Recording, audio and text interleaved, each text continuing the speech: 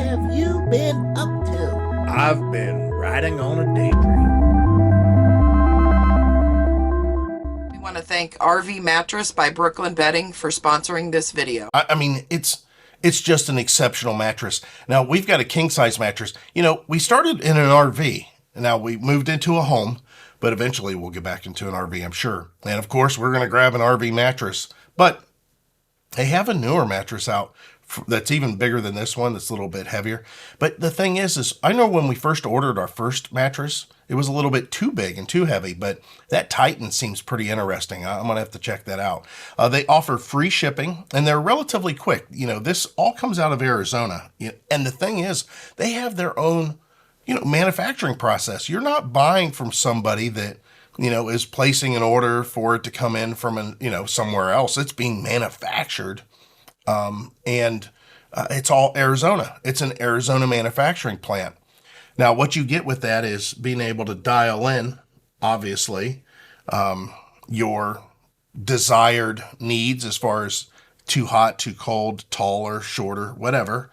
And you get not only a great, comfortable sleep mattress, but 120-night sleep trial. That's 4 months. You get free shipping. Come on, free shipping. These things are heavy. Wait till you order a king size, one of the bigger ones. It's pretty heavy, but nonetheless, it is delivered for free.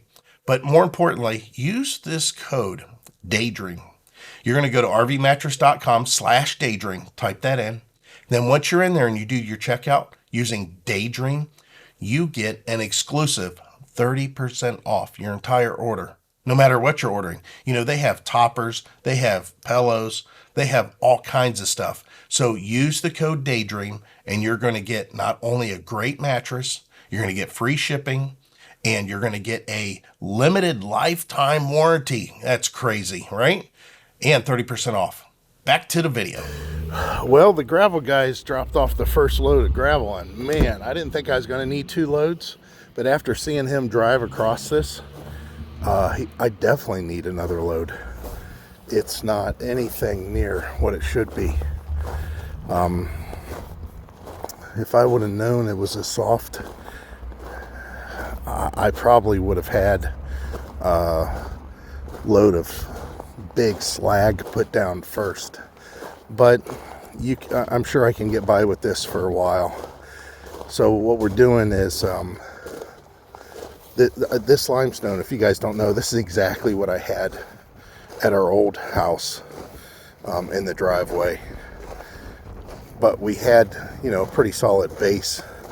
No big deal, as this base here is pretty darn good, as evident by that big truck being able to get back here and only pushing out a couple soft spots like you see here. So what he's doing is he's going to haul a load of concrete for somebody, and then he said he will come back, and at that point in time they will put another load down, just pretty much like this. So I'll have another layer of this, and that'll do good. That'll do just fine. We'll clean up what's on the edges, and we'll make it look a lot better.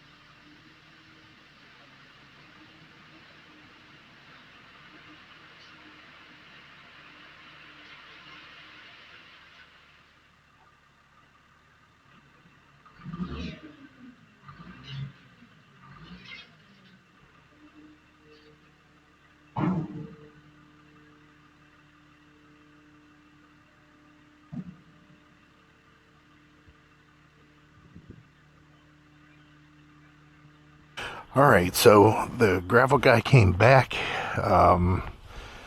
put down another layer, and this layer is El Thicko. Let's just say that.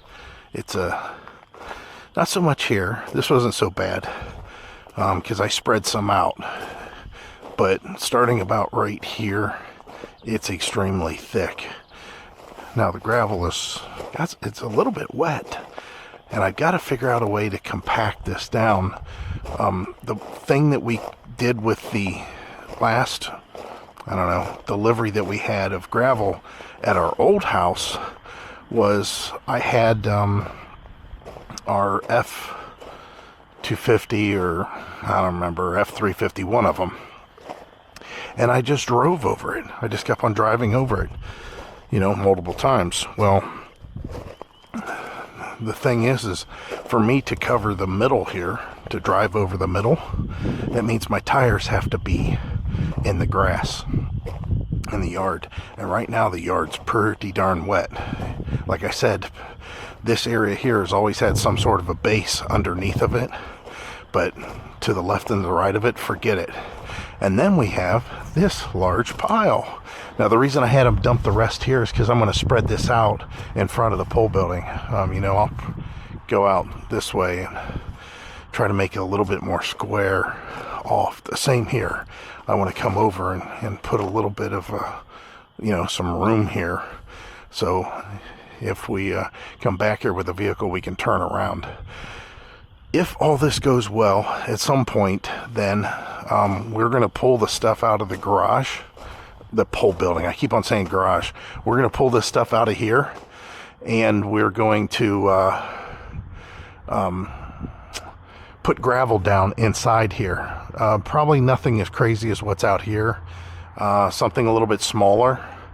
And then we're going to, with all the stuff out of here, at that point, we're going to do a pressure wash and maybe a paint in here. I doubt it, though. Probably just a pressure wash, and then put all the stuff back in. So that's what we got planned. But in the meantime, I got all this work ahead of me.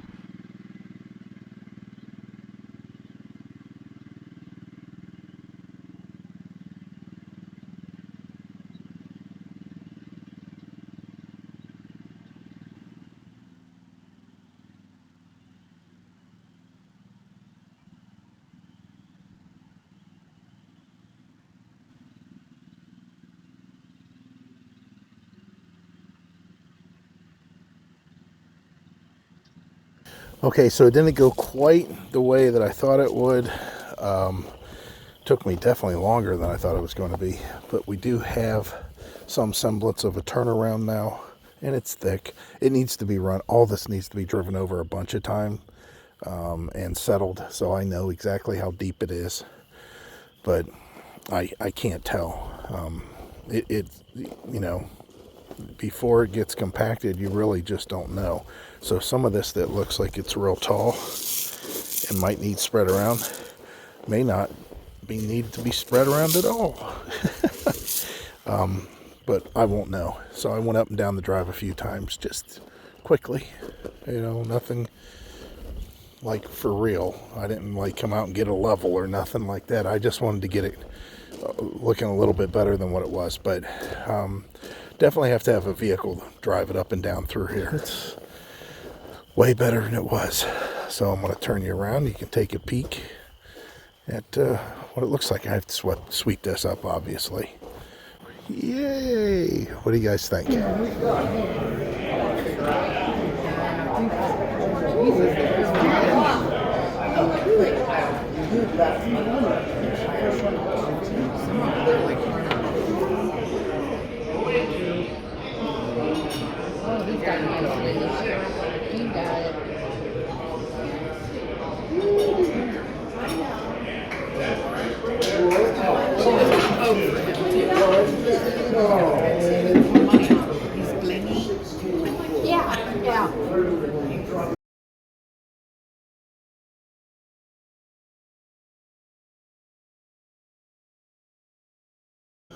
Well, we were curious if we were going to be able to hear the sirens. And you can hear them. They're pretty far away. It's not too bad, right?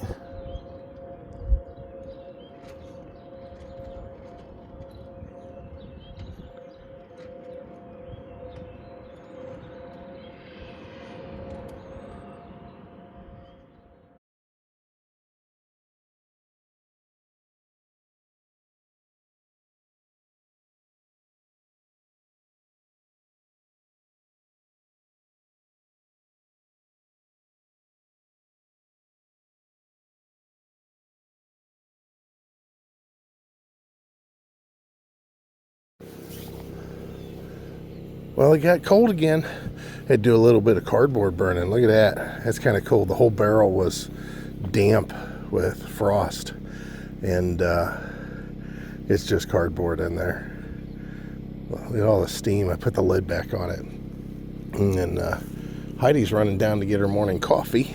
So I think she's going to take our son's car. And we're waiting for the window guy to come. He's going to measure all of our windows today. Including the garage, and they're going to finally get ordered. But yeah, one of these early morning situations in Ohio, whenever you're wanting it to be warm every day, you're hoping it's going to be warm every day, but instead you get this. Oh well, it's getting there. It's slowly getting there, like sands through the hourglass. Oh, here she comes, Miss America. Oh, I thought that was your tiara. Here, it was a trash bag. Okay, you going down to get your morning coffee? Wow. Ooh, you burning trash. I burned some cardboard. I put the lid back on it. Look at it.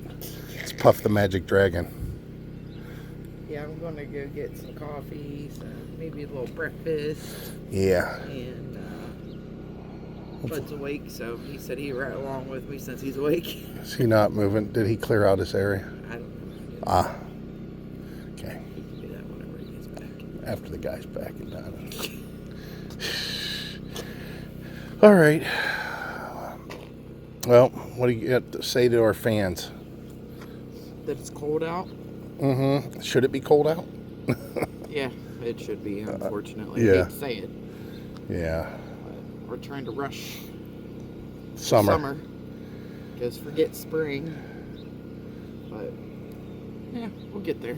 Yes. It's just seems like it's dragging along and it's a little irritating. So we're making up ideas about our house. We're talking about making a bigger deck back here. And then I think getting rid of the CB antenna is like a thing, right? The CB antenna is so dated. So dated. But I don't know. The other thing we're talking about, and you guys can give us a little input day. See if this is something that you want to do or we should do. How about this front porch, us enclosing it? What do you guys think?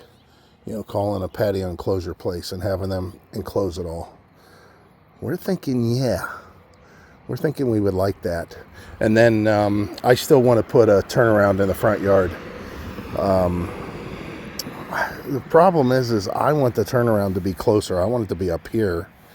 But because Heidi's like, well, there's a nice walkway all the way out there. And I agree 100%.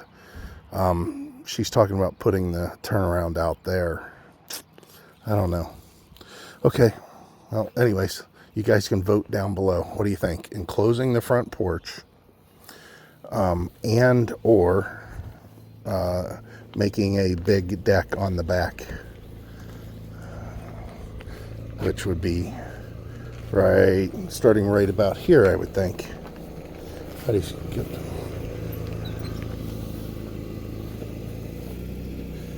Uh-oh. Oh, we got to fix his car. The shift interlock button has to be pushed for it to go into reverse. Ooh, here's brakes squeaking a little too. So, anyways, we're thinking about making the rear deck bigger. That's almost a given, tell you the truth. Like maybe the size of this concrete pad. I mean, that would be pretty decent. Our thing is you could see even the truck when it drove over, you know, so there is a definite concern with, if we get an RV, getting it around this corner if there's less of an area. And I mean, the deck, of course, would be out, like I said, to the edge of that concrete. I think I could still swing it. And if anything, we could probably just go out through the yard and then come back in if, well, the weather would have to be nice, though. All right, well, let me just go wait for this guy. He said between 8 and 9 on Sunday morning. I'll tell you what. How in the world does it keep on snowing? It's not bad, though. I'm not shoveling. I'm not plowing. I'm not salting. But, man, come on. It's really hard to see this stuff whenever, you know, last week we had temperature in the 70s, the 60s and the 70s. And then, you know, you throw in a day like today and I don't know how to pronounce it exactly, but the weatherman calls it a diurnal, I think that's it, temperature change, meaning that the high temperature for the day versus the low temperature of the day, or even from one day to the next, the high temperatures is pretty drastic at this time of year, and we are up and down a lot. And today's a down day, and that means I got to work inside. I haven't even had a chance to compress the gravel because there's been quite a few days that the gravel's been frozen. Plus I got to get a vehicle to do so. I don't want to drive back there with our son's car or the station wagon. I might get it stuck in a couple soft spots. So Heidi's getting ready to go outside with me. Why is that? Because we got something new. We got a tape measure. We can get that out of the garage. Okay. Our new tow vehicle. What do you guys think? Finally. Yeah. We're just looking for something cheap. And being in Ohio, everything's so rusty. So we wanted to get something that had an aluminum body. And we're so used to having a lot of the features that we had in our 2019 F-250 and our 2020 F-350. So we stayed as close as we could to keep it, and we wanted to keep it under 10,000, which this one was easily under that. And this is a 2018. What we're coming out here to do is, you know, there's no window sticker when you buy it used, and this has got to be an 8-foot bed. Oh yeah, this is definitely 8 foot. So we were looking at the all the details of it. And anyways, it looks okay. It was a fleet vehicle. It's got a crap load of miles on it, 177,000 miles. It's a two-wheel drive. We did not get a four-wheel drive. 90 something. 96. So 8-foot bed, which I've never owned a truck without an 8-foot bed. Isn't that funny? Ever. Yep. There's some things we have to do. We got to get the right mirrors on here because these aren't towing mirrors. It does have a tow package, which it has a brake controller. It has that built-in sway control that they do, which I don't think works very well. And it's still on there. It's got good tires. It's got the spare on it. It was, like I said, a fleet vehicle. I think it had some pipe thing on here. We got to put the soft, that's the thing we got to order too, Hyde. Yeah. We want the soft tailgate to drop, which I'm not going to open that. We're at the campground, as you can tell, because the neighbor's dog's barking.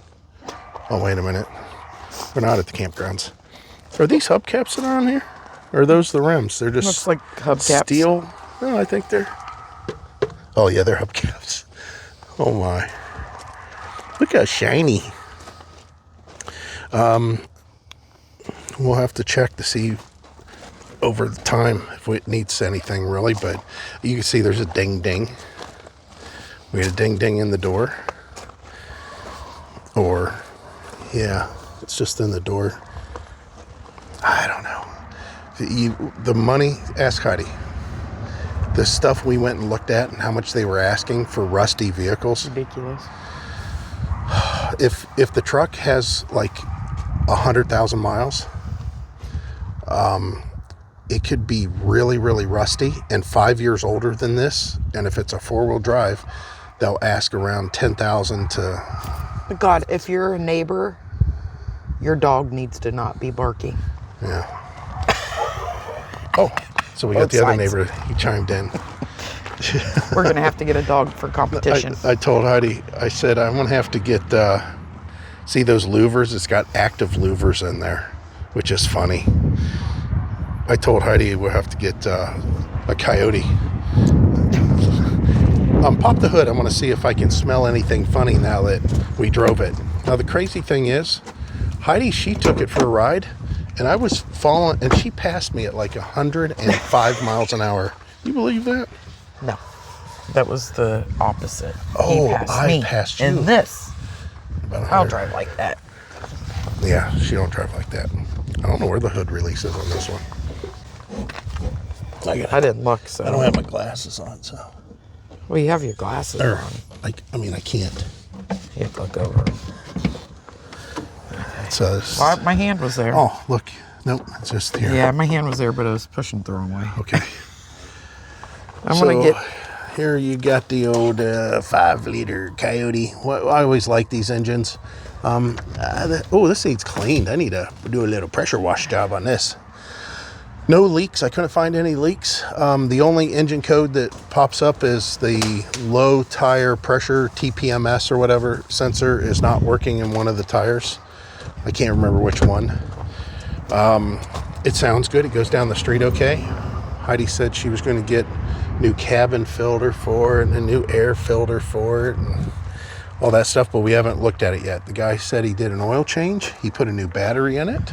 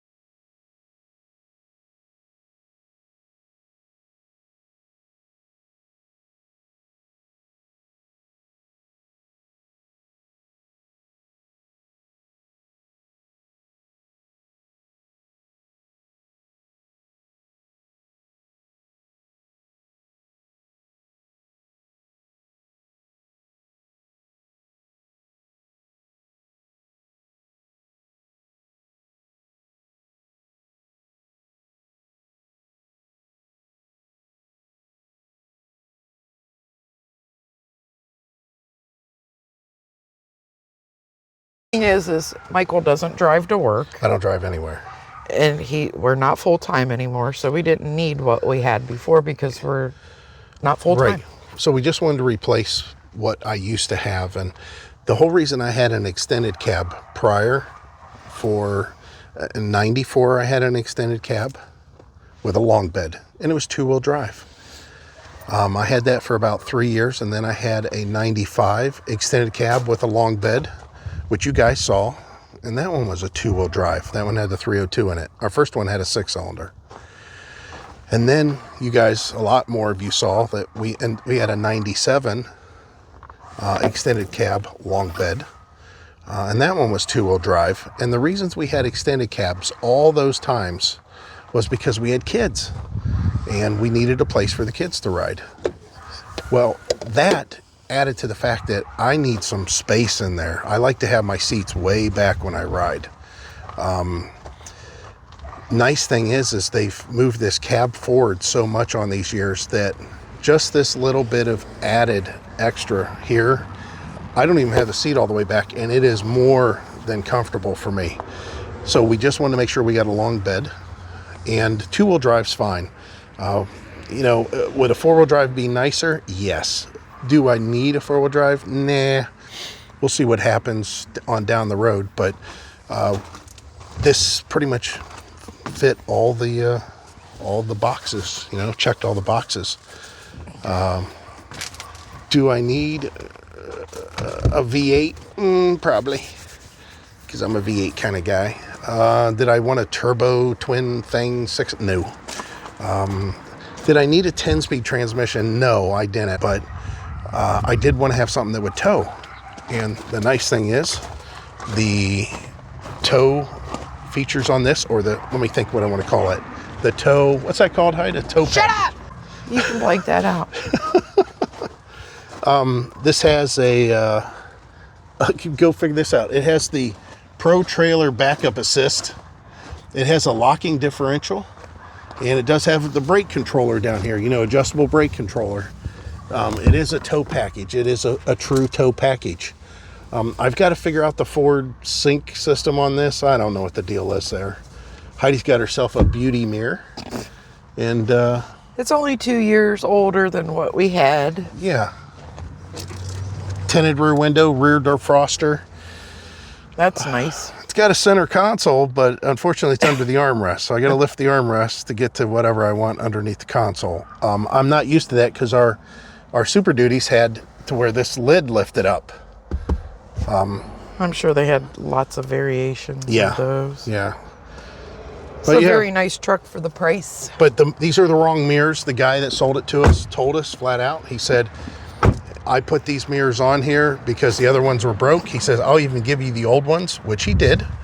And they're broke. They're not bad. And I would have put them back on, but they cut the wiring for one of them, which I'm very unclear why they did that. Maybe they were thinking it was going to just plug in or something. But you can get two. This is the nice thing about having and owning vehicles that are very, very popular or very common. You can get two complete power heated adjustable mirrors with the puddle lamp, which is the light underneath, and the turn signals for like $260 for a pair, brand new. But yeah, it looks pretty decent. This does have an optional bigger tank, thank God, because I still have a problem with single tank capacities. This one is 36 gallons, which should be fine. But it has the factory spray-in bed liner, and it looks like they got rid of the hooks. I'm not sure why. They used to have Tie-down hooks. flip-up latches there. Yeah. But the bed's not beat up at all. Well, It's in very good shape. yeah. It does have the little tie-downs at the bottom, though. Yeah, but these were the cargo flip-up things. I'll have to see what the option was there, but we don't need it. But now that we know it's an 8-foot bed, Heidi will say, oh, we need to get a cap. I was going to tell him earlier, I don't want a cap. We're not old people. So then she says, we need to tonneau get cover. a tonneau cover, which You don't need one we right had now. that tonneau cover, and it was awesome. I will have to get the Ford bed plugs for this. Whatever we put there, make it a little bit easier. Oh, Ford only makes them? Well, this is the Ford bed rails. These are Ford bed rails. But yeah, so what do you think, Heidi? It's a nice truck. It is. For the Nicest money, thing that we looked at via Facebook. so do we think that this truck will not need anything as far as it to break down? Probably. Really? Yeah, it will. I bet in a year my car will need something. Yeah. So we know. People, the cars Well, don't I'm last. saying that because we're going to have all kinds of people that comment, oh man, you got that whatever, and my brother-in-law had this problem with that, and it never worked right, and this was an issue, and It don't matter what you have. Somebody else's. I mean, somebody's always going to have. Some Something. people get lemons. but to start off, this is what I wanted. Something that the frame was not rusted, which it's not, and in this case, of course, the body's aluminum, so it's not going to rust. I'll show you what happens to these bodies when they get wore, just so you guys know. This is what happens. See, this is just bare aluminum. It just wears down and it becomes bare aluminum. To shoot some paint on it. Yeah, shoot a little paint. And speaking of paint, we're not very much for red color vehicles. So I had a red Dodge Dakota because it was a really special price on a brand new truck. And I wasn't real happy about that. Other than that, we've never owned a red vehicle. So here comes Heidi, and she gets herself what color? Runaway red. Runaway red. Her Kia K5 is runaway red. And guess what mine is? Even worse. It's even worse. You guys know the name? Racing red. It's I don't know. what just it's called. race red. You believe that?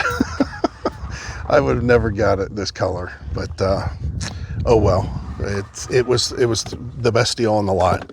So we're going to now do what else? What are we going to do on Monday, maybe? Monday. Motorcraft even.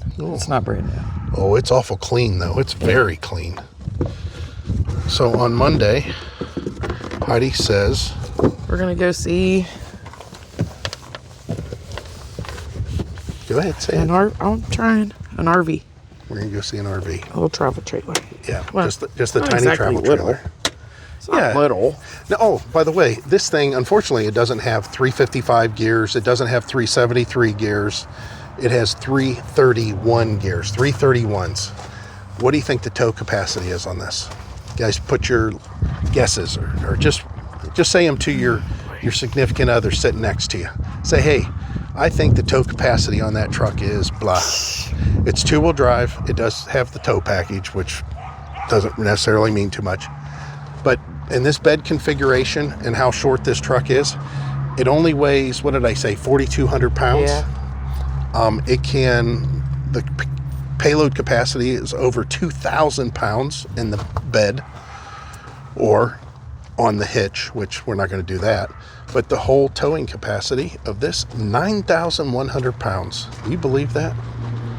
With 331 gears. Now, if this had 373 gears, it would be 10,100 pounds towing capacity. I would never tow that much with this little short truck. It is a 144-inch wheelbase though, so that's not bad. And it does, like I said, it has 331 gears, but it's an electronic locking rear differential, which I used that today. I went back and forth over this gravel. That's the first thing I did when I got the truck home, run it up and down the gravel to compress it. So we're getting there. We're slowly getting back into RVing. So all you guys that have been saying, well, I watch you guys. I'm following you because you don't RV anymore. Yeah, we're getting there. We said we'd eventually get there. Heidi said that what we would do is put a hitch on it, a tow bar, and we would convert the station wagon into a streamline teardrop. Okay. I said nothing of that. Yeah, we're going to have to get rid of the station wagon here eventually, which that'll be when it is. It is when it is. But this is it. I just wanted to clue you into the guys what we're doing and let you know it's happening. Slowly but surely, it's happening. You got anything to tell everybody? Nope. I think Heidi and I is going to try to get some lawn chairs out here and sit so we can look. We want to make sure we get the full effect of the dog barking. I don't want to get in the house. It'll be muffled. We won't be able to hear half of what's going on out here. I can only imagine what Michael feels like whenever he's working in the garage because I've only been out here for 10 minutes. My problem is and when I'm I'm doing gonna reviews. throttle the dog. When I'm doing reviews, Yeah. it's tough to work out here because that's all you hear. Yeah. And So- the dog barks inside also. Yeah. Oh well. Well, they must have muzzled it when we was looking at the house every time because we never heard dogs. Yeah, we didn't hear dogs. And this neighbor over here is very courteous. He knows his dogs bark. He knows his dogs are buttholes. Yes, yeah, he's told us. He's a nice guy. I mean, this lady over here, she's a nice lady. We haven't had any problems with her. She said that's her daughter's dog. Yeah, it's her daughter's dog. So, yeah, she probably hates it too. That. She probably hates it too. Yeah. And But she probably don't want to deal with it after she's been at work all day. we may actually, one day here, be able to do a live stream because I have better upload speeds because we do have Spectrum 1 gig down and it's, I don't know, like 40 up, which I haven't been able to do live streams. So Yeah. we might do that. We have more stuff we got to do. We got a lot of irons in the fire right now. Let's just say that. So is that it, Heidi? That's all. Okay, say bye. Bye. It's been a few days, and I wanted to keep you guys up to date with what I'm doing. We'll go back in the garage here in a second because it's a little bit warmer in there. We got a cold snap. Go figure that out. Not crazy, though, but today's high is 56-ish, and it's just going to drop continuously throughout the day. And tomorrow's high, I think, is in the mid-40s. And then I think it's going to get down into the upper 30s. And then I think it's going to warm up and rain. How nice. I kind of want you to focus on this. I don't know if you guys remembered, but the truck didn't have these mirrors whenever I first got it, which was just 5 days ago. So I ordered these from Amazon. I'm colorblind. And they said red. And I'm like, sure, why not? This is a popular red color.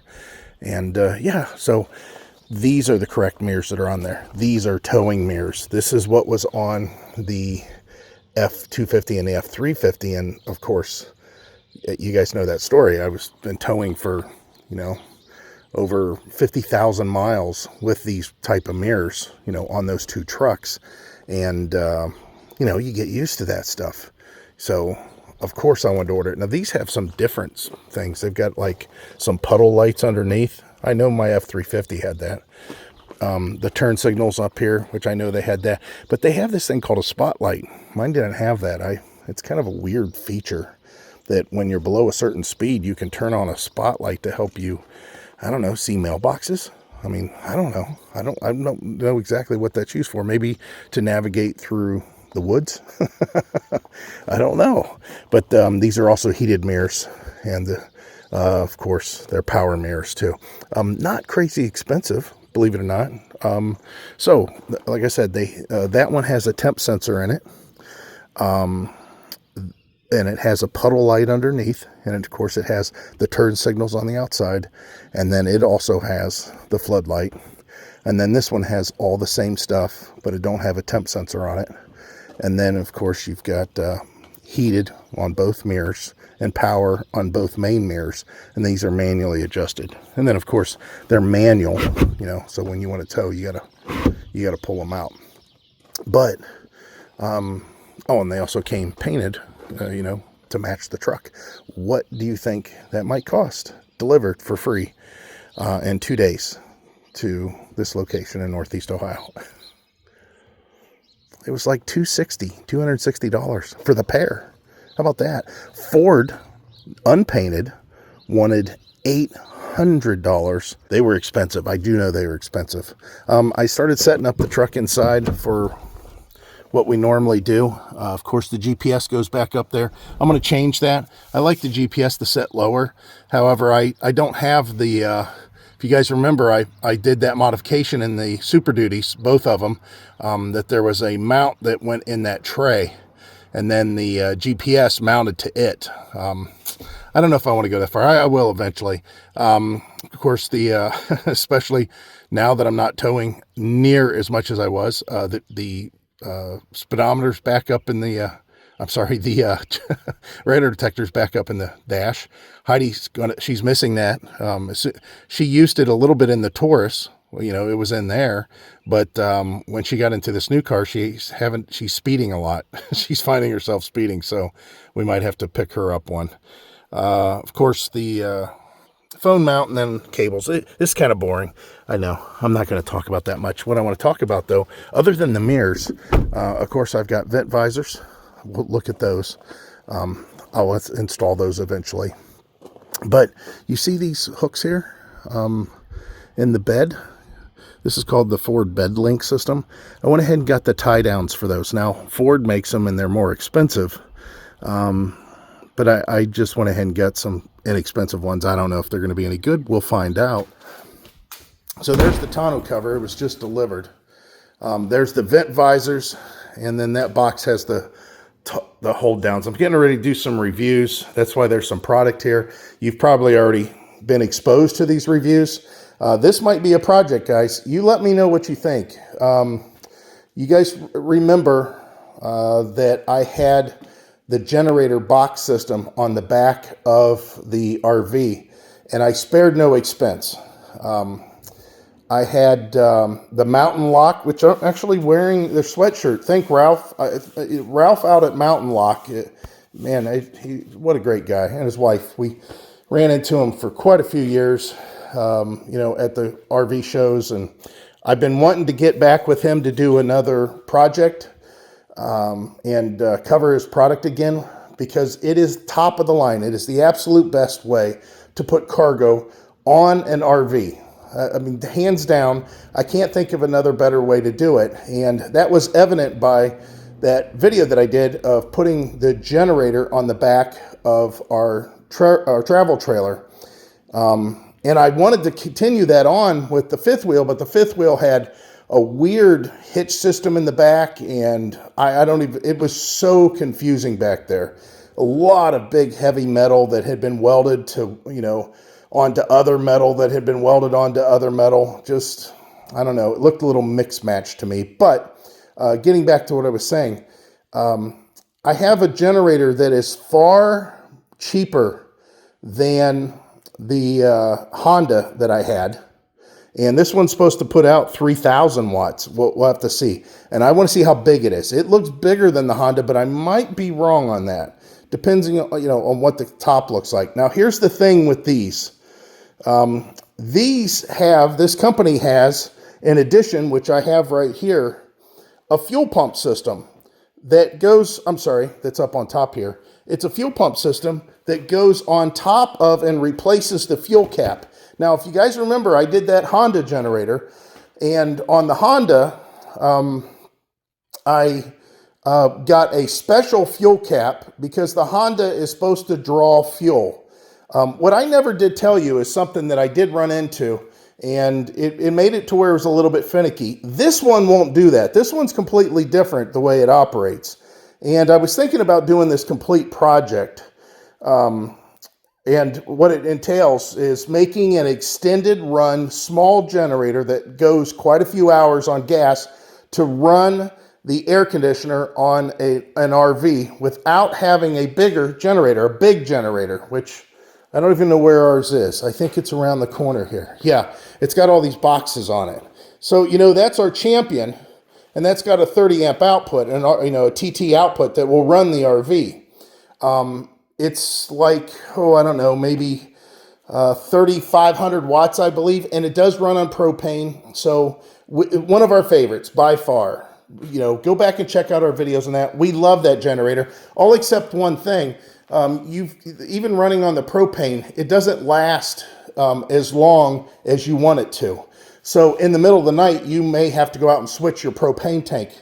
I don't like that.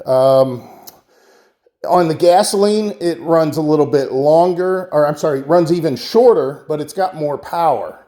But I really didn't want to haul around gasoline necessarily and be doing a lot of refueling. So that's why we did that little Honda. On the Honda, one of the things that I didn't really go into detail with that happened, and the reason that I didn't go into it is because if you set it up in, the way that I showed it, you wouldn't run into any kind of a problem. But I tried to fool around and do different things when I was building that box, and I ran into a couple of issues. One of them was that cap for the Honda is a very nice aluminum machined knurled cap. But, you're screwing on to a plastic fuel tank on the Honda. They're wanting to basically expand and contract differently at the same temperature. You may run into a problem getting it threaded and started. And I did a couple times. I had to actually place the cap on there. And remember, I'm doing this while it's inside of that box. Well, that seal had to be very tight and very secure. And again, because the two like to move around a lot, I found myself forcing the gas cap a little bit tighter than what it should be. And then I had to move the fitting on the top to point in the direction that I needed it to be, because it was a quick release for the hose to be connected.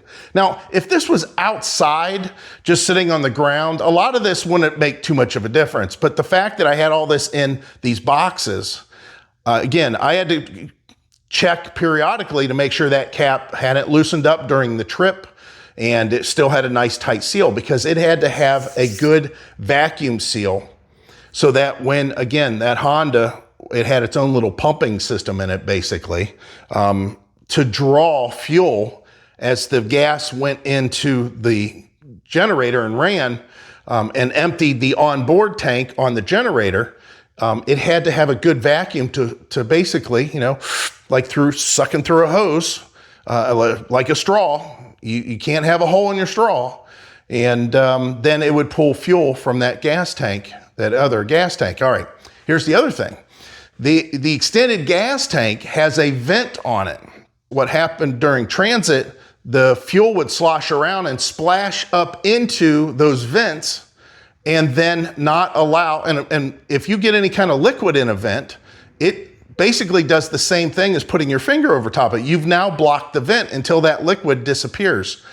It wasn't horrible, but occasionally I'd have to go back and make sure. Again, it's one of those, it's just finicky. And this one, you can get a regular standard boat tank. That's what I've got with a pump bulb. You've seen those in boats to pressurize the fuel system. And then it's got a fuel pump on it that goes on the cap on the top, just like the Honda, but you would power it. I'm going to try to power it using the generator. Now the generator don't have a 12 volt plug or 12 volt leads. I'm going to see if I can make that happen. That'll be part of the project at some point. But yeah, basically this thing has a pump that when the gas tank gets so low on the generator, the sensor, that's in the fuel pump realizes that the gas is low, and it turns on the pump, as long as it has 12 volt power, to go ahead and pull fuel that you've already pressurized from the boat tank, to pull fuel over and fill that tank back up until the fuel pump level, the sensor, sees that it's full, and then it shuts it off. So it's kind of cool. I'd like to try that out. And like I said, I think overall this is going to be less expensive.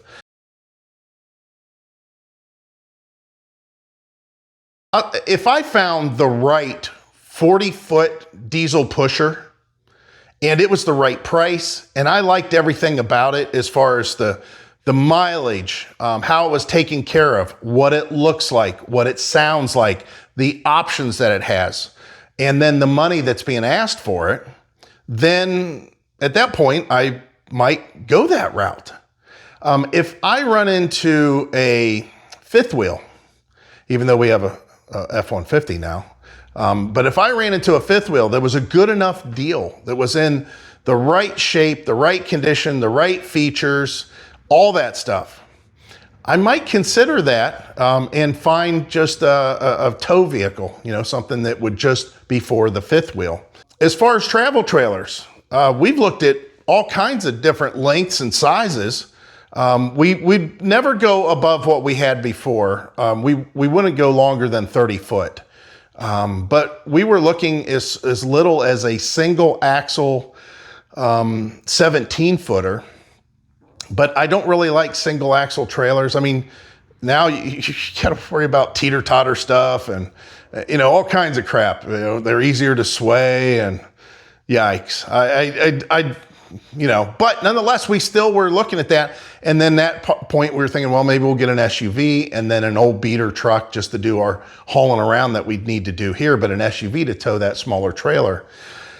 But there was one trailer that was in the in-between stage. It's on the smaller side up by a lot. And Heidi likes that idea, and I'm not opposed against it, because when we had our Terry camper, which was a 22-foot box, and it was 24 foot overall, maybe 25 at the most, but closer to 24. Man, we went on a couple long trips. You saw that, you guys watched us for a while, that when we went through Florida, and it was awesome to get into parks. We could get into any place. And what I mean by it's not physically me being able to back in. I can pretty much back into, you know, a box that's the same size as the RV. What I'm talking about is just being able to make the reservation. And the shorter the RV, man, the easier it was to get into places. Again, I mentioned that in previous videos for viewers that may have just joined on with us. We were on that trip in Florida. We had no reservations. We literally hopped in the truck and the trailer, and we were heading out the driveway. And at the end of the driveway, I stopped and I turned to Heidi and I said, well, where do you want to go? We basically had 2 weeks, a little over 2 weeks, that we could go do whatever we wanted. And we had enough money to go anywhere. And she says, well, what about out west? And at that time, they had a heat wave that was on its 6th or 7th day of like 115, 118 degrees. And I told her that. I said, listen, we can go out there. I said, but just to let you know, they've got a heat wave going on there, and it's warmer. It's warm for them even. And she goes, nah, let's just go ahead and go to Florida then. She goes, well, you know, we can go see some of your relatives. And that's what we did. We like, okay, then I'll be heading out the driveway this way. And we did. We took off. And on the way down, you know, we would call up places and say, hey, can we stay for the night? And some places charge by the foot. That was nice because we had a shorter RV. A lot of the places, you know, I said, can I stay hooked up? You know, I just want to stay for the night. And they're like, well, what do you got? And I'm like, this. And they said, oh yeah, we have spots that you can pull in and you'll have plenty of space. Now, when we had our fifth wheel, or even our travel trailer, we ran into situations where that wasn't the case. We had to do some different things to fit into spots. Or we may not have even have been able to get a spot at all. So we found it. What I'm saying is, I found this RV a couple months ago, and I put it in save. You know, if you heart it on your Facebook Marketplace, and it's just saved. Oh, about every 10 days, I would go back and I would revisit it. And there's hardly any pictures of it, but the description is very basic. The gentleman, you know, I go to the extent, you know, of what I can whenever I'm researching this stuff. I go view their profile. I go and look to see, you know, what they post, if they're posting anything at all. I just look overall at whatever bit of information I can get about the person. And he seemed pretty, you know, like a typical American, nothing out of the ordinary. And everything looked really good. I mean, I mentioned it to Heidi just in passing, and I said, listen, this thing, it doesn't have a slide. I said, this might be, you know, a good one. And I said, it's small. And she really thought that, you know, hey, that's nice. You can tell it's cold weather, right? Turn off torpedo. Hopefully that didn't come across my microphone when I shut it off there, but I'll block it out if I did. So basically, once we got the truck, I told Heidi, I said, this is the right size. I said, this is okay. We're not getting necessarily a bigger RV. We could. I said, the truck can handle it. I said, I'd rather stick with something a little bit smaller with this to make it to where we, you know, we just get around better. And I said, what do you think? And she goes, I'm going to contact him. I said, okay.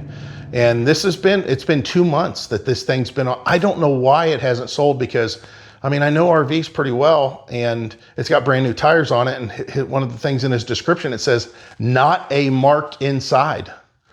And it looks really nice on the outside even. So I don't know if there's something that I'm missing, but I can't see it.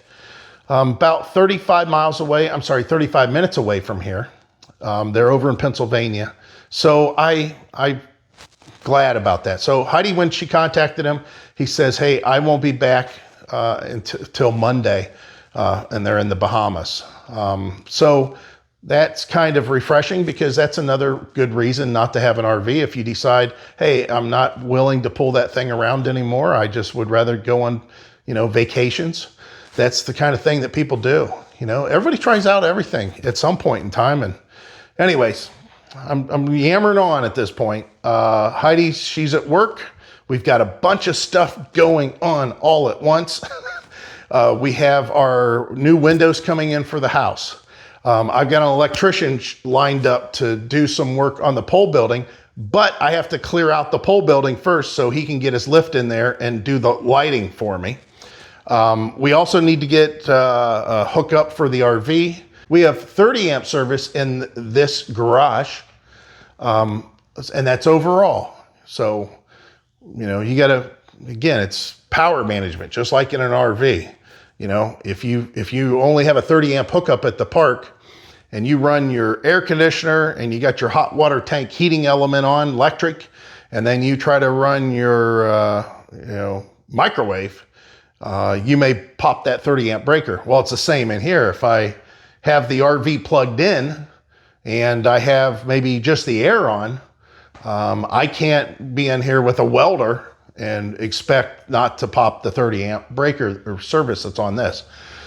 Back at the pole building, I have 100 amp service back there, so I got plenty. So we were talking about having him put a 50 amp plug back there, and that's one of the reasons also we have the gravel. So have work to do on the truck. I don't even have insurance on the truck. Heidi's working on an insurance quote for me. The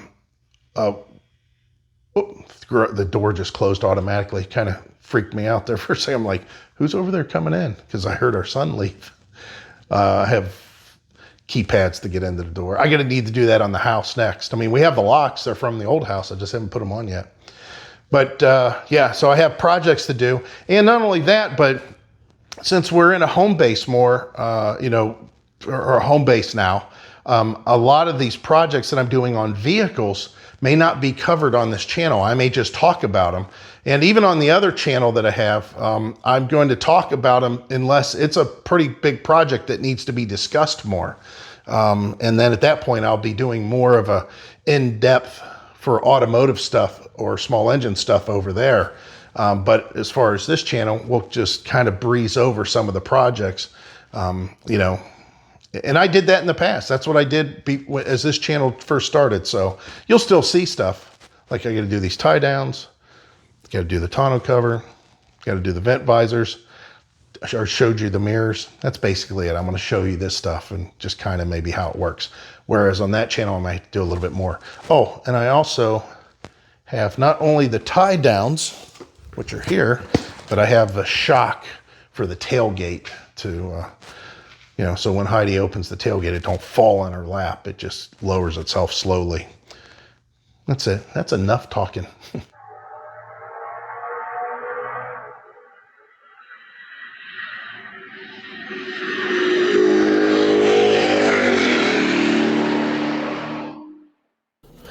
Good morning, YouTube. And what a day to be picking up an RV.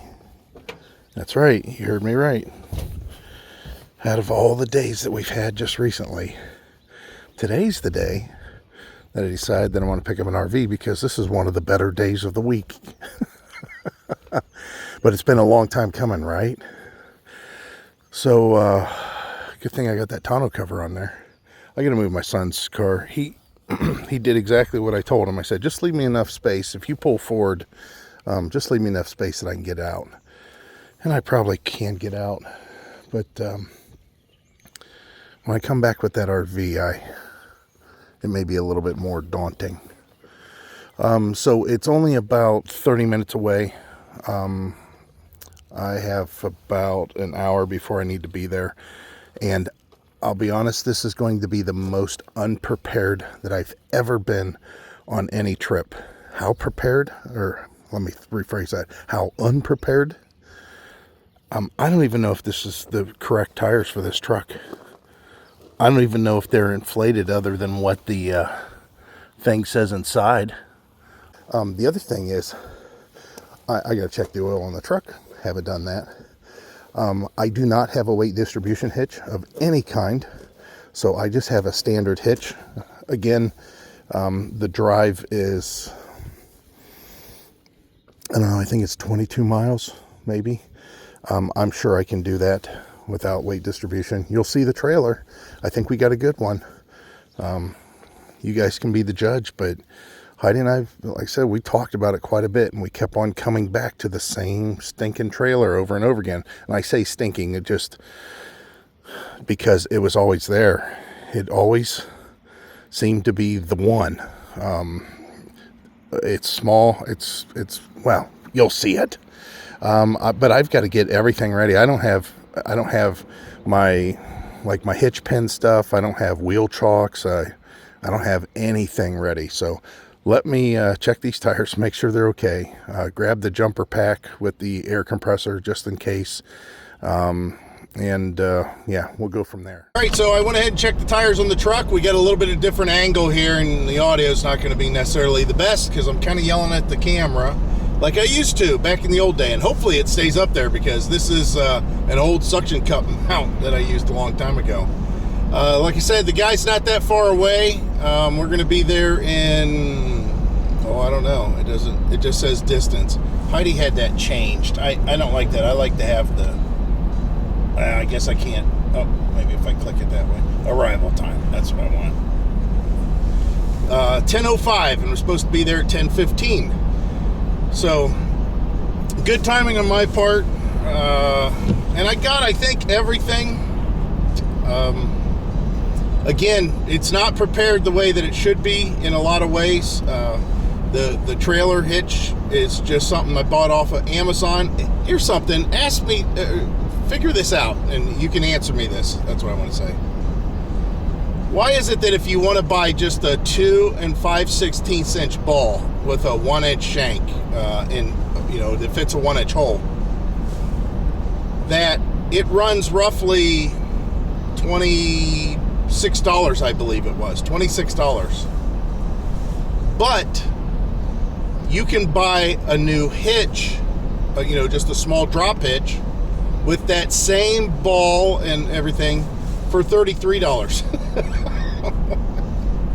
Why would I bother even trying to unmount the ball on my other? That just doesn't make any sense. I think it's funny. It's funny. So basically, we're heading over to Hermitage, PA, and we're not far from that at all. Heidi has people that actually shop her store that's from that area. I think they actually deliver parts to commercial accounts out that way too. It's about a 20 mile. Turn left on Ohio 305. It's like a 24-minute drive from our house. And that's one of the reasons that we went with this also. We found a couple of other RVs that we would have had to look at, obviously. And we didn't feel as strongly as we did about this one. And we would have had to drove Michigan was one of them. Well, hell, that's, we're in Northeast Ohio. Michigan is in Northwest Ohio, or just north of Northwest Ohio. So it would have been a long drive across the state, across the turnpike. Shoot, that's something else I did. I don't have to use the turnpike, but I've got to find my Easy Pass from our travels and put it in this truck. The only Easy Pass we have is from the Kia and our travels, and that one's in the station wagon. It's got to go in Heidi's car here. But yeah, I checked the tires. The tires are just a regular LT tire. They're T rated, which that's more of a speed thing than anything else. It's, I think, is that 118 miles an hour? Is that what the T is?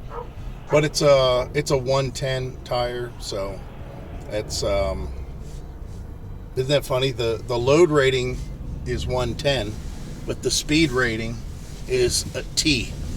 You would think that the load rating would be T for trailer or towing. In 3/4 of a mile, turn the right 110 on would be Ohio the speed 305. rating. You know, you could change it to 118 or something.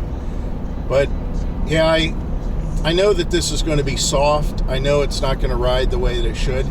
Get this. We got this gentleman that we're buying it off of. Seems like a stand-up guy. He bought it new. Turn right at the And traffic light. He said that he's used it about 10 times. And it sits in storage. And you can tell because the decals, where he has it parked in storage, is up the street from his house. And the decals are peeling on the south-facing side of where he has it parked at in storage. So every year he parks it in storage. He doesn't put a cover on it. He said he's never had a leak. He just put brand new tires on it. I think he said last year. So what I wanted to get at is he has a Silverado. It's a newer Silverado. I would think that it's probably maybe a 2021 maybe.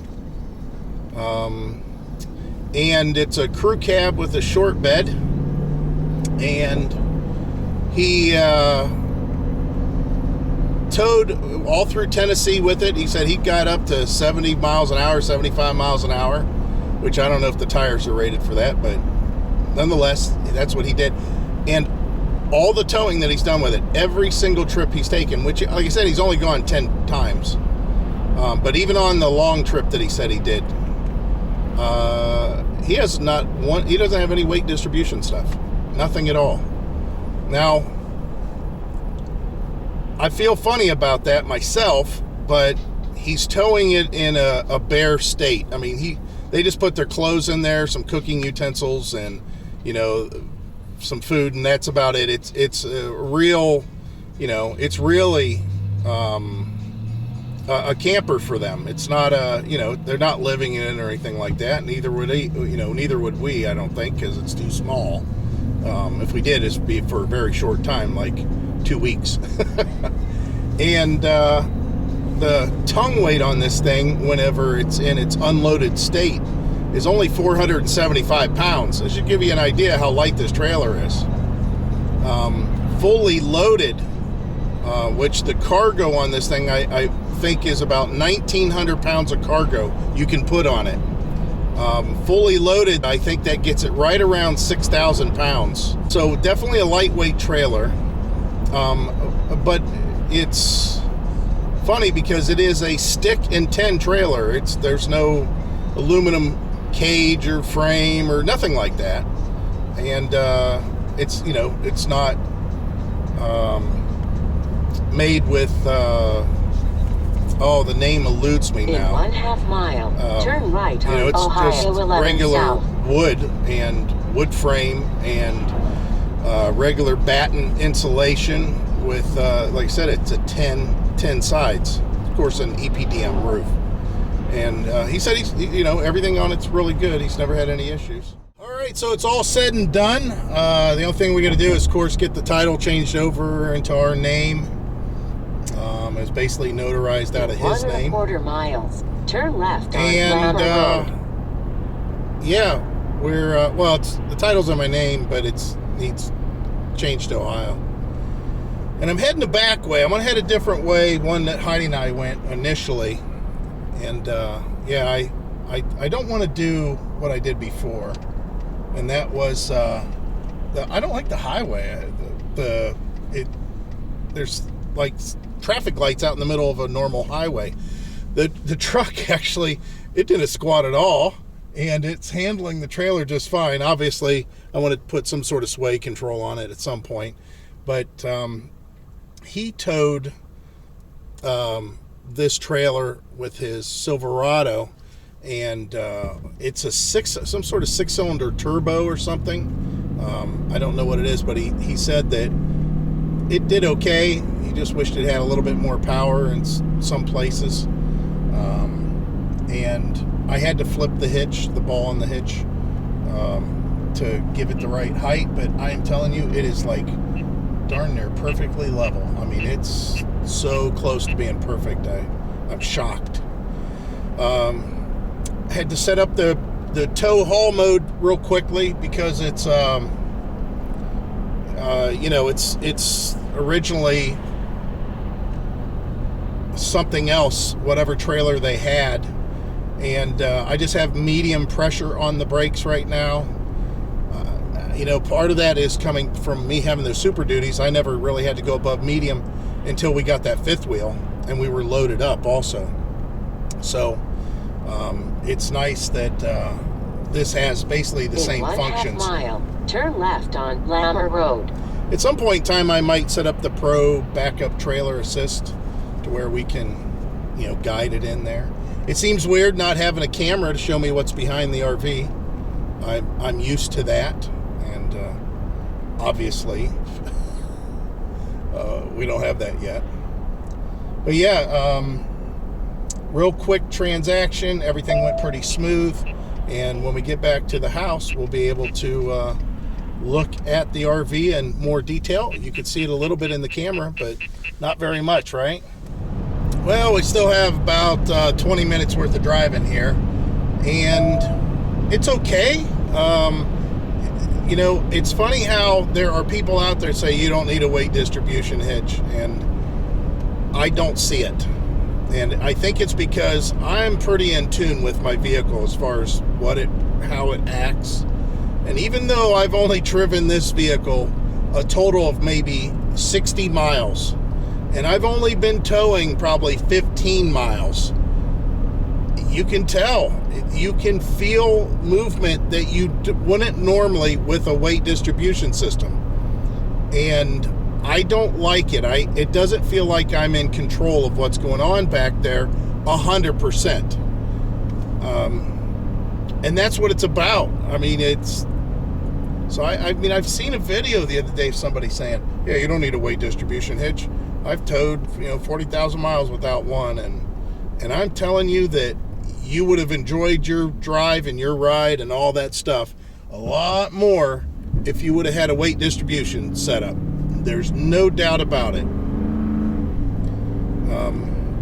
And you were unsafe.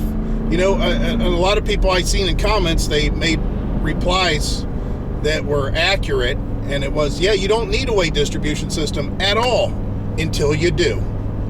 And I'm telling you that just the movement back there, the trailer is independent of this truck. With weight distribution, it makes it more part of the tow vehicle. And I can feel that it's lacking that. I can feel the fact that the truck will maneuver through a section of road and a cross breeze and maybe a wind push from a tractor trailer. The truck will react one way and the trailer will react a different way. The whole idea is that you want them to feel as if they're one for the most part. Now, don't get me wrong, you put a weight distribution system on your truck and trailer, and it's not going to just all of a sudden feel like you're just driving a truck and there is no trailer back there. That's a thing that a lot of people like to say is, oh, it tows like there's nothing back there.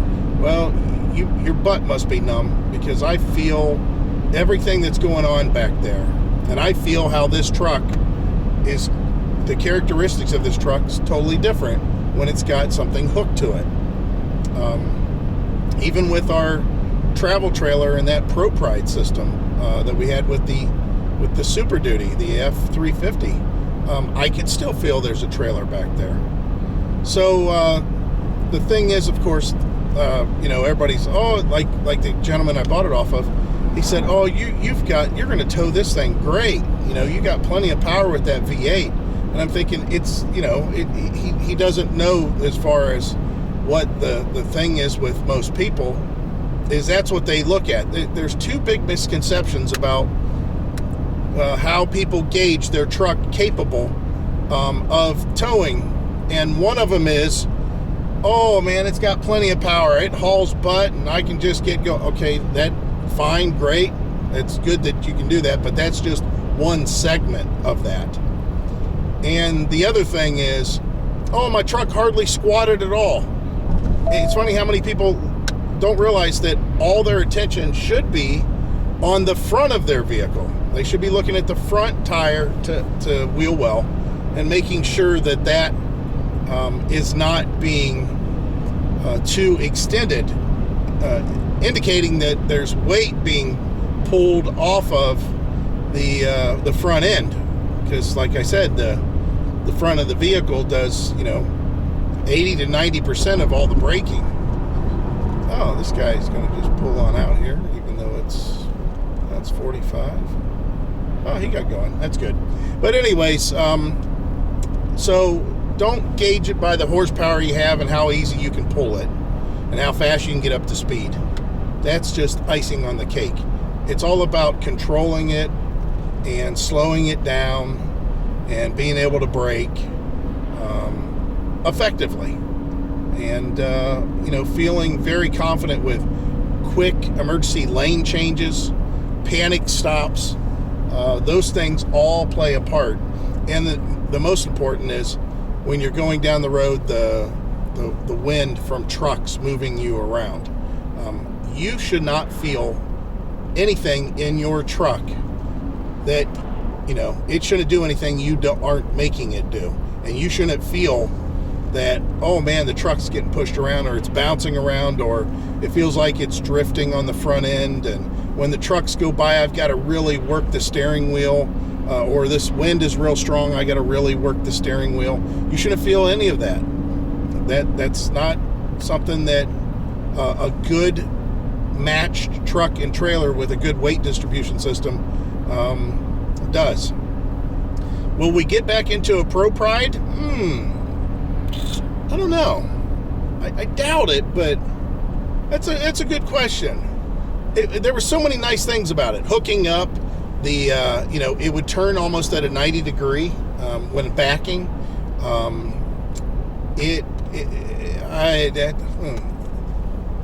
The only thing that would stop me is just the monetary part of things, and that we're not towing full time, So, yeah, that's a good question. I'll have to think about that one.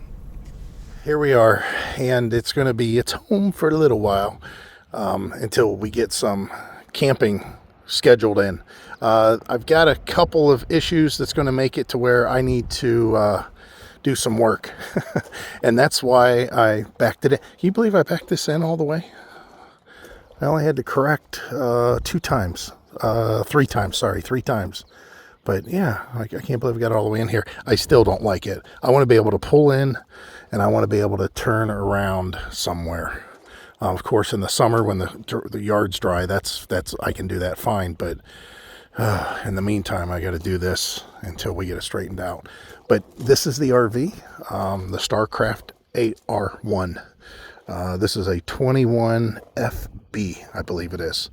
It doesn't weigh very much. It's 6,000 pounds gross vehicle weight rating, and the cargo carrying capacity of this is 1,779 pounds with 400 pounds of water. So the trailer, 4,221 pounds. C-rated tires. He said that they were relatively new, but you can see how long it sat a lot. Look at the decals have, unfortunately started to go away. We'll figure that out. But this is a 50th anniversary edition, and there's a lot of things that go along with that, such as like the keys. We got 2 keys. They got flashlights built into them, and it's the wide body. And because of it being a wide body, it's a 13,500 BTU air conditioner, where a lot of these only had 10,000 BTU air conditioners. Again, I see in my future maybe a bumper cut. We'll have to see what Mountain Lock thinks, but might be putting one of their systems back here. I mean, they've got some nice stuff. It's a big awning. I think this is a 16-foot awning, but the overall size of this thing's not very big at all. I think it's 25 feet, 26 feet. I'll have to double check again. But yeah, we'll we'll do a quick take a look inside. But I got to get to the title agency to get this straightened out because of it being from Pennsylvania. I have to take it downtown Warren and have them come out and inspect it, which is nothing more than, I believe, looking at the VIN and stuff like that.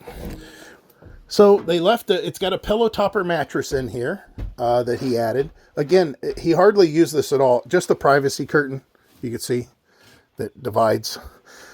He already used this. He used this one time last year. They've used this 10 times total. And yeah, there's little things like the oven is shifted. Heidi keeps on bringing that up to me. I do have to fix that top, just tighten it down. It's just missing a screw or something in here. He said he's used the microwave 2 times. He cooked popcorn in it both times. They've never used the oven. Of course, the sink they used. Even though this is a small unit, it does have a pretty good size refrigerator. We've seen this before, right? We had one of these. Ooh, it stinks like plastic in there. Wow, it just smells like plastic. Phew. I have to set that open. It is winterized. He said he lost this panel or misplaced this panel. He believes that the panel fell back behind there. That's what he thinks.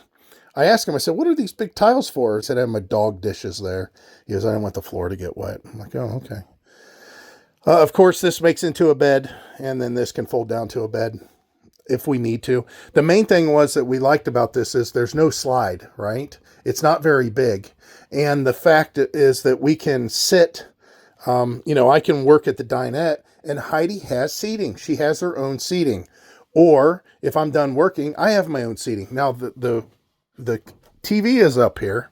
He told me over and over again, he says, I'm going to tell you that there is not a mark inside this RV. He goes, I'm telling you, not a mark, not a scratch, nothing. He said it is perfectly taken care of.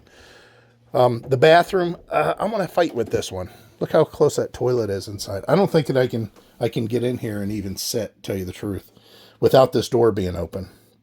It's pretty tight, but it'll get the job done. Heidi said, you just have to use the campground. But yeah, right? I mean, just a basic shower. Everything's real basic in here, and we like that. The only thing I don't care for is that the curtain that's here, the shower curtain, it's dark. I mean, there's only so much light that can come through there. Big medicine cabinet, right? Well, left some stuff in there. Really nice people. Enjoyed talking with them. Oh, they left a lot of stuff in here. Tank treatment. Didn't sound like that they use this very much. They did one big trip to Tennessee. That was the main thing that they were talking about. I wonder if there's a place for a TV in here. I don't see any. There's a vent down here. Yeah, I like to lay in bed and watch TV.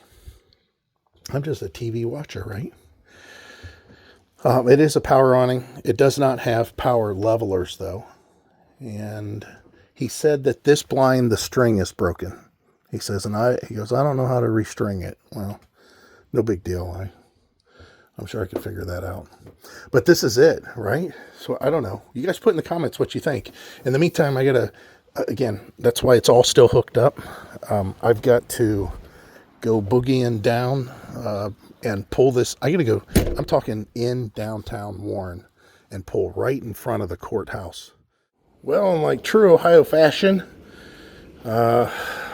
we've got snow. Yeah, April snow's no big mystery with Ohio. But yeah, I think a couple days ago, this day in Ohio's weather history, back in 1987, I think it was around April 4th maybe, there was 11 inches of snow. That's a pretty good snowstorm even for here, especially that time. So I'm going to close this out. We've got all the information that we needed. to pass on to you right now. We want to get this video up. I've got this thing plugged in, and we got a problem, Houston. The guy that we bought it off of, really nice guy, and I had seen something that I didn't see before. We'll get in here real quick during this snowstorm. Yeah, so let's turn on some lights. I came in because he had those two plates in the back, and I moved them, and there's water underneath of them. And then I checked the floor, and this is a hole. The wood's gone. So I started looking, and that's mold, and that wood's soft. And more importantly, this is all just eaten up, especially this corner. Look at this. It's all rotten. And I got underneath the couch there, and it's rotten there. So the couch has to come out. This dinette has to come out. And about 3 foot of wood needs to be replaced this way underneath this vinyl flooring. And the back wall, I need to cut out and do this. Not only that, but this corner also, on this part of the wall, it's got some issues. So I got on the roof, and I looked, and I can't find anything. Now, this is droopy here. So the only thing I can think is if the air conditioner might have leaked the seal and it ran along here, but this isn't crunchy. I mean, it's just the seam.